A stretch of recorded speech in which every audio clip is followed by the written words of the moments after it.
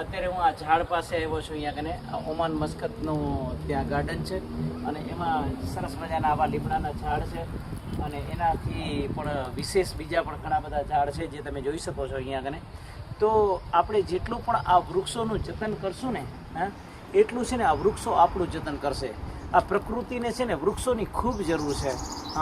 આવી આ વનરાઈ અને એનો એવો છાંયડો અને એમાં પછી વૃક્ષો પાછા ઝાડવા છે ને એ પરોપકારી છે. એ ક્યાં આપણા કને કાંઈ માંગે છે, કાંઈ લે છે, પણ આપણે ખાલી આ ઝાડવાને કાપીએ નહીં ને અને ખાલી એને ઊભા રહેવા દઈએ ને તો એ શું છે કે પ્રકૃતિ છે ને એ આપણાને કંઈક આપશે.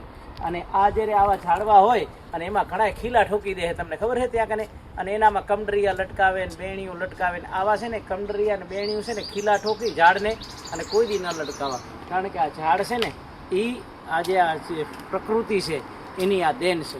Thank you.